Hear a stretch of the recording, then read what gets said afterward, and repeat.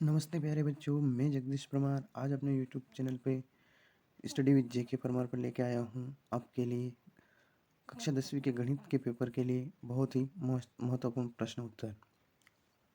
चलिए बच्चों, सबसे पहले हम एक नज़र ब्लूप्रिंट पे डाल लेते हैं कि किस चैप्टर से कितने नंबर के ऑब्जेक्टिव आ रहे हैं और कितने नंबर के हमारे प्रश्न आ रहे हैं। तो चलिए बच्चों, हम देखते हैं। पहला अपना चैप्टर है वास्तविक संख्या। इसमें से कुल अंक निर्धारित हैं प्यारे बच्चों, कितने? 6 नंबर निर्धारित हैं। इसमें से 6 नंबर निर्धारित हैं।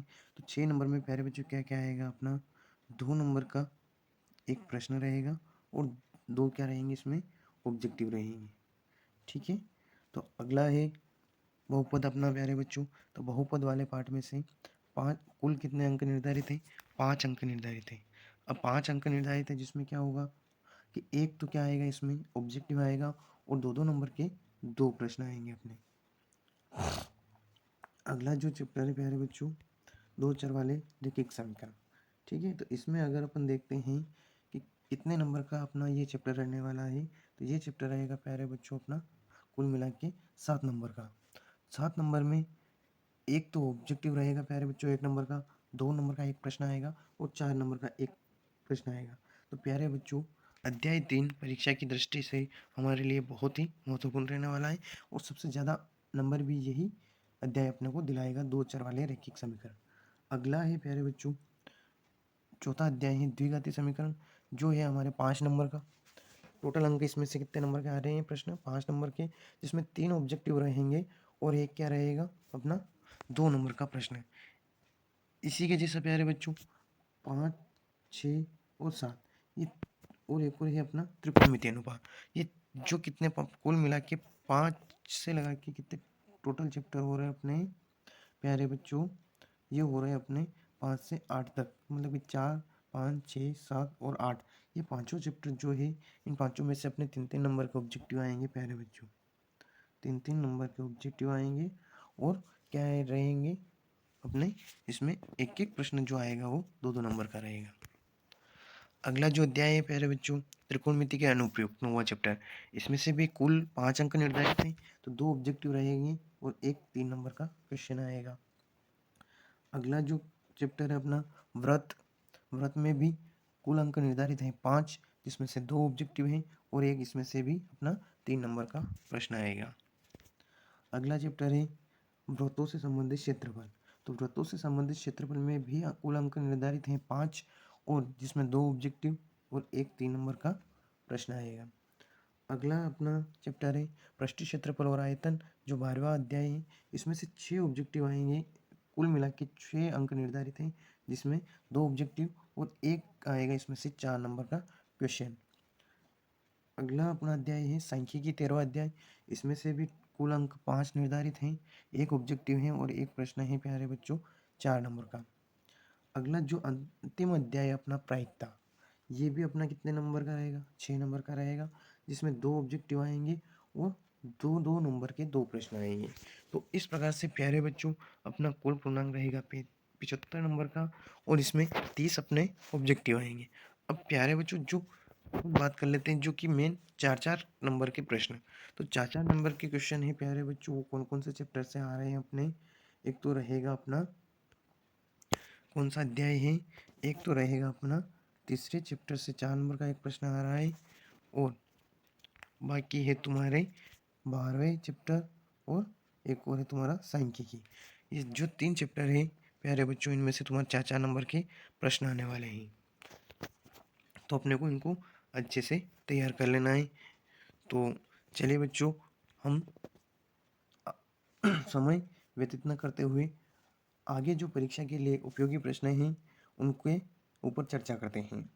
जैसे कि अभी तक चैनल पे जो जो बच्चे नए हैं, चैनल को सब्सक्राइब कर लें और बेल आइकन को प्रेस कर दीजिए, ताकि मैं जो भी वीडियो अपलोड करूं सबसे पहले तुरंत आपके पास पहुंच जाए। चलिए बच्चों, हम स्टार्ट करते हैं गणित का फर्स्ट अध्याय, जिसमें से हमारे क्या थे, कितने नंबर के प्रश्न उत्तर आ रहे थे प्यारे बच्चों कि एक तो क्या आएंगे हमारे कुल अंक 6 निर्धारित हैं, 2 नंबर का क्या आएगा इसमें प्यारे बच्चों अपना ऑब्जेक्टिव आएगा और 2-2 नंबर के 2 प्रश्न आएंगे। तो इस अध्याय में से प्यारे बच्चों अपने को जो अपने एलसीएम और एचसीएफ वाले सवाल हैं उनको अपने को अच्छे से कर लेना है, क्योंकि एलसीएम और एचसीएफ के सवाल आपके पेपर में जरूर आएंगे।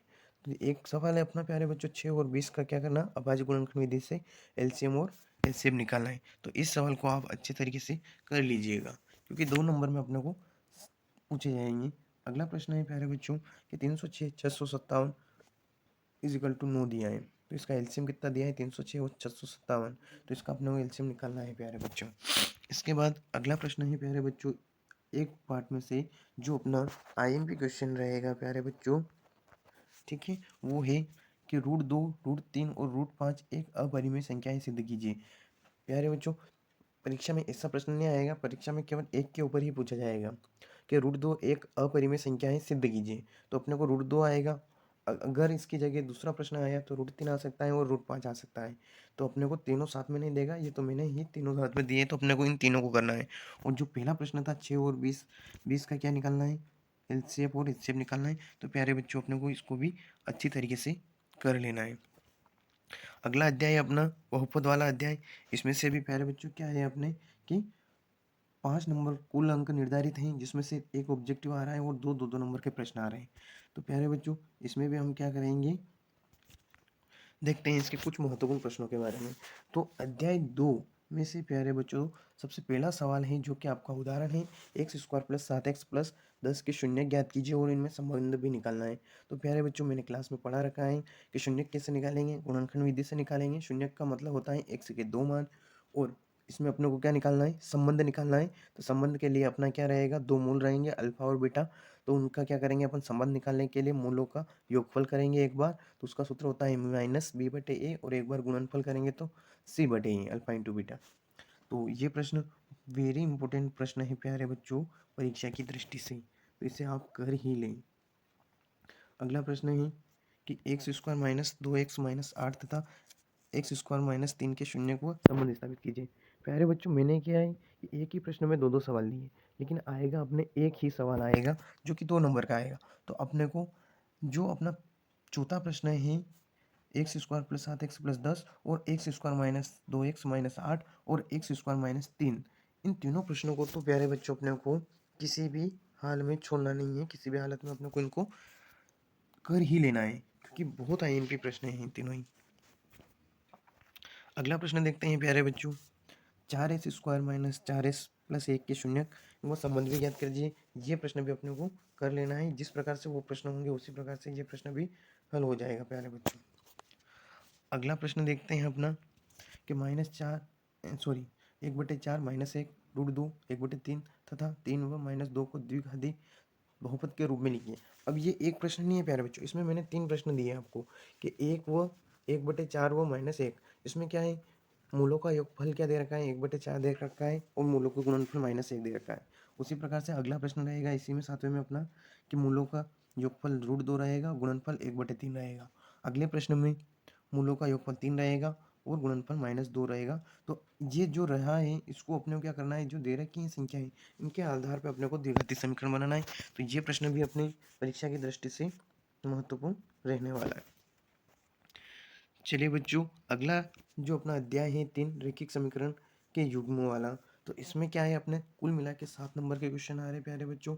तो 7 नंबर में अपना क्या रहेगा कि 4 नंबर का एक प्रश्न आएगा और 2 नंबर का एक प्रश्न आएगा और एक अपना ऑब्जेक्टिव आएगा। तो प्यारे बच्चों मैंने क्लास में भी आपको अच्छी तरह से बताया है कि इस अध्याय के लिए आपको क्या करना है, विलोपन और प्रतिस्थापन विधि को कंठस्थ रूप से कर लेना है और इसके सारे सवाल छुड़वा लेना है। तो क्योंकि इस अध्याय से प्यारे बच्चों विलोपन और प्रतिस्थापन विधि अवश्य परीक्षा में आएगी। इसके लिए अपना 8वां प्रश्न रहेगा महत्वपूर्ण प्रश्नों में अगर देखा जाए तो 8वें प्रश्न में भी मैंने 2 सवाल दिए हैं। तो x + y = 14, x - y = 4, तो इसको अपने को प्रतिस्थापन विधि से हल करना है। अगला प्रश्न है इसी में s - t = 3, s/3 + t/2 = 6, ये भी प्रतिस्थापन विधि का सवाल है प्यारे बच्चों, तो इसको भी अपने को करना है। ये दोनों सवाल बहुत आईएमपी प्रश्न रहेंगे अपने परीक्षा की दृष्टि से इस अध्याय से। अगला प्रश्न जो अपना 9वां x + y = 5 और एक और दी है समीकरण 2x - 3y = 4, इसको अपने को विलोपन से हल करना है। और इसी में एक और प्रश्न है अपना 3x माइनस 5y माइनस 4 बराबर 0 और अगली समीकरण है 9x बराबर 2y प्लस 7। ये प्रश्न बहुत ही IMP है प्यारे बच्चों परीक्षा की दृष्टि से, इसको अपने को कर ही लेना है, चुड़ा ही लेना है। अगला प्रश्न जो दिया है मैंने एक भिन्न के रूप में दिया है प्यारे बच्चों, इसी को भी विलोपन या प्रतिस्थापन से हल करना है। यदि हम अंश में एक जोड़ दें तथा हर में एक घटा दे तो भिन्न एक में बदल जाती हैं, यदि हर में एक जोड़ दे तो यह 1/2 हो जाती है, तो भिन्न बनाइए। तो प्यारे बच्चों ऐसे सवाल आपके समीकरण बनाने वाले सवाल 2 नंबर में पूछे जाएंगे। इसके बाद अगला प्रश्न देखते हैं हम प्यारे बच्चों। अगला अध्याय आ गया हमारा द्विघाती समीकरण, ठीक है। ये जो कि अध्याय हमारा है 4। इसमें से हमारे प्यारे बच्चों 3 ऑब्जेक्टिव आएंगे और 2 नंबर का एक प्रश्न आएगा, ठीक है। 3 ऑब्जेक्टिव आएंगे और 2 नंबर का एक प्रश्न आएगा। तो 3 ऑब्जेक्टिव कैसे देखेंगे प्यारे बच्चों? तो 3 ऑब्जेक्टिव में अपने को क्या करना है, इसी पार्ट में अपने क्या है विविध कर का सूत्र भी है, तो विविध कर का सूत्र याद कर लेना है और मूलों की प्रकृति से संबंधित 3 नियम है तो वो भी याद कर लेना है। और प्यारे बच्चों आप बेल आइकन को प्रेस कर दीजिए और चैनल को सब्सक्राइब कर लीजिए। अगला वीडियो में आपके जो 30 नंबर के ऑब्जेक्टिव आएंगे उनसे संबंधित डालूंगा, तो वो वीडियो आपको जल्दी से जल्दी मिल जाए, इसके लिए आप चैनल को सब्सक्राइब जरूर करें। तो इसमें अपना